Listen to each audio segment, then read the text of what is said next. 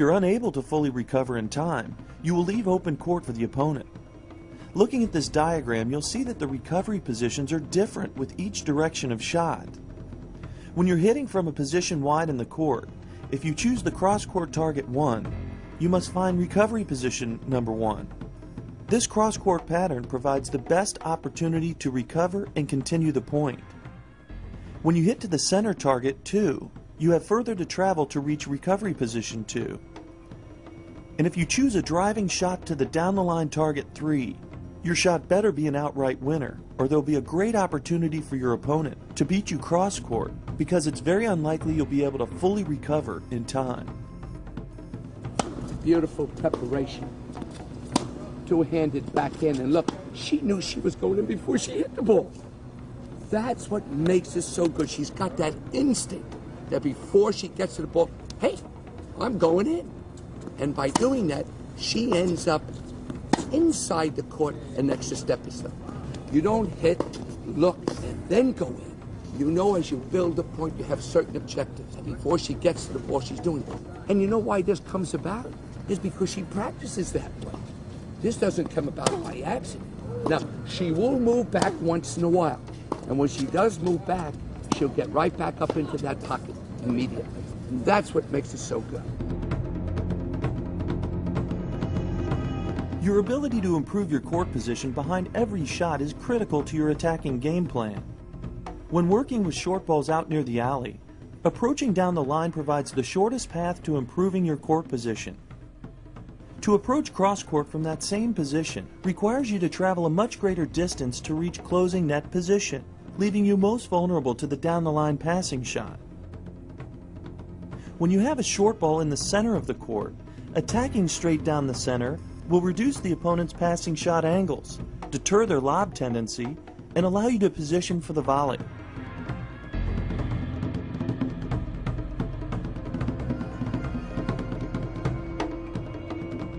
As you progressively work your way into net with your approach shot and often a first volley, you are trying to ultimately achieve a closing position that is close enough to net to angle the volleys away and still guard against the lob. When facing an opponent with all the weapons, you must position yourself halfway between the opponent's best possible shots. That means you're positioned within one step and a full reach of the racket of covering the down-the-line passing shot, within one step and a full reach of covering the angle passing shot, and within 2 steps of covering a lob. In closing net position, your range of coverage is the area within your reach that you can effectively cover most of the time. Through solid volley and overhead skills and quick reflexes, you're creating a wall of defense that the opponent cannot easily penetrate. To beat you, they must hit outside your range of coverage and execute with precision. A backboard, and by the way, a voluntary backboard. That's the defense. Imagine the opponent saying, if I hit anywhere in that range, I lose. You must be able to cover the entire distance of that backboard. Move to the right, move to the left, make those lunges. Once the backboard breaks down that area of play, the counterpuncher has a field day. So you must protect that wall of defense. So we have 2 basic percentage shot patterns to remember. In the baseline rally, we use cross-court patterns, and for attacking the net with approaches and setup volleys, we use the down-the-line patterns. As you begin to gain knowledge about your opponent, their strengths, weaknesses, and tendencies, you may be able to adjust your court positioning and even deviate from the shot patterns at times to attack a weakness. Approaching cross-court into a weakness may end up paying off, but you do risk leaving open court opportunities for your opponent. When you choose to not play the preferred patterns, you just need to understand how it adversely affects your court position. When you volley for position, especially if you're back by the tee. The closer you get to the net, the more you can angle off the volley. And that's what it's about. You're putting more pressure on the counterpuncher to make their shot even better. To err is human, to force is divine. Take a moment to picture in your own mind a scenario where you have an approach shot and your intent is to force your opponent while you move into net position. With your knowledge of percentage shot patterns, you're likely thinking of a down-the-line approach, and probably a penetrating drive with margin of error. But what if your opponent typically positions 5 feet behind the baseline in the rally?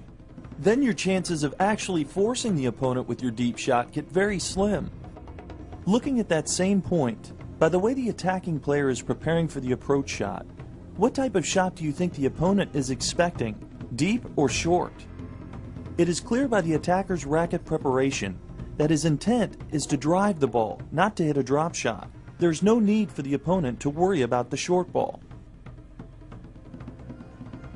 By using your deep slice approach, you set up great disguise for adjusting the depth of your shots. Every so often you can mix in the drop shot and the opponent will be left sitting on their heels, waiting for the ball to come to them.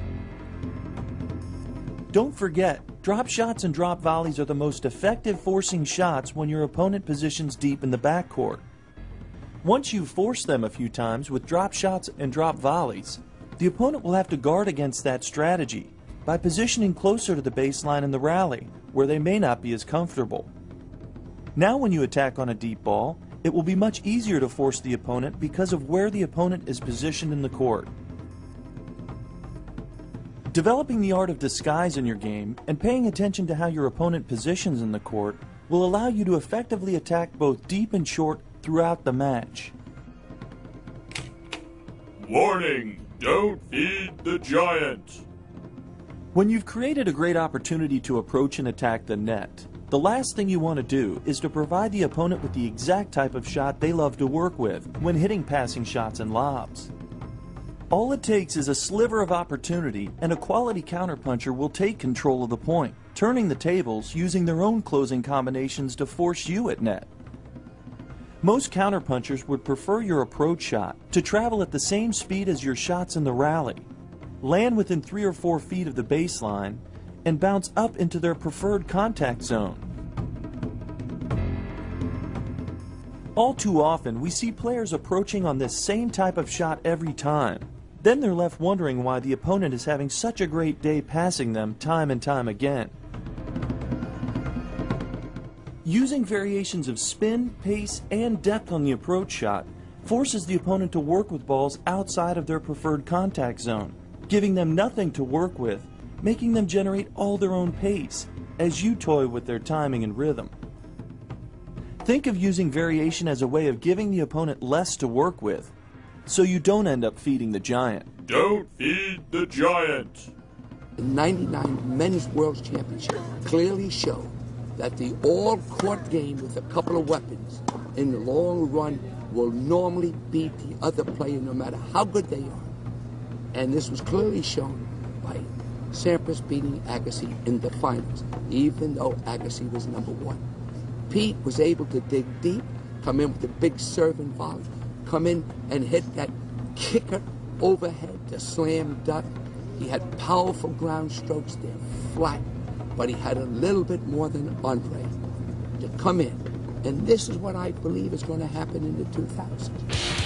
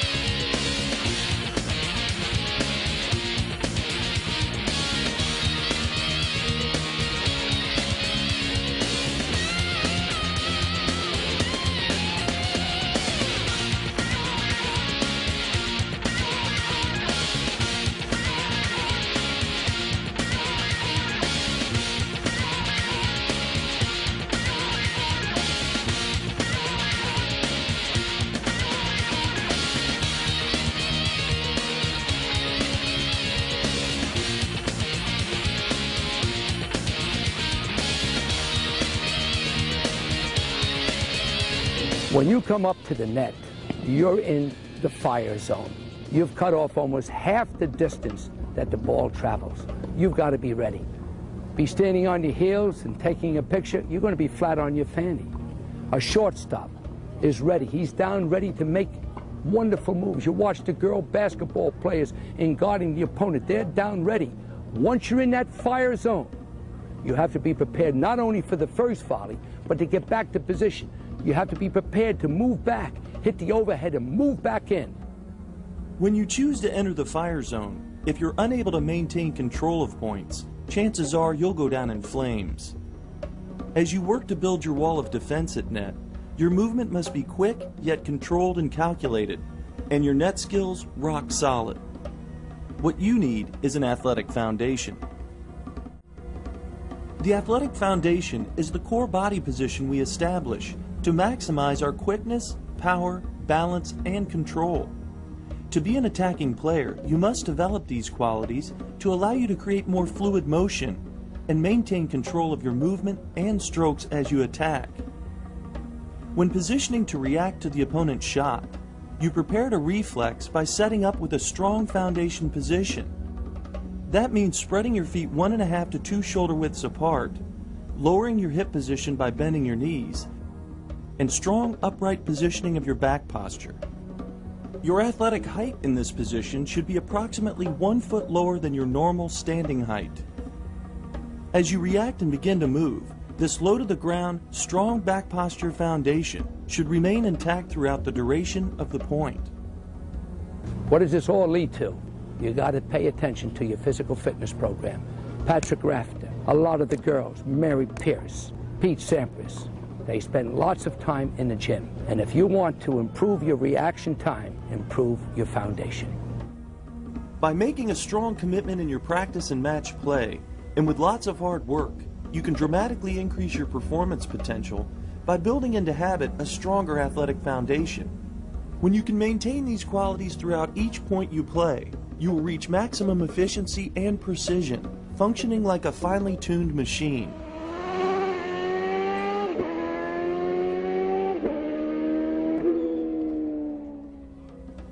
While staying low and compact in your athletic foundation, your footwork has to be smooth and fluid as you move in.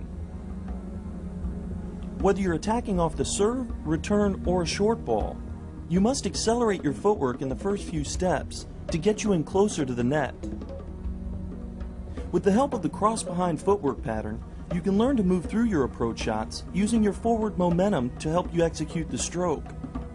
This footwork pattern works most effectively for the underspin approaches. As your opponent is about to make contact, you must split step with your footwork. The purpose of a split step is to regain control of your body's forward momentum and establish your balance. Your split step allows you to read the opponent's next shot and make your move accordingly.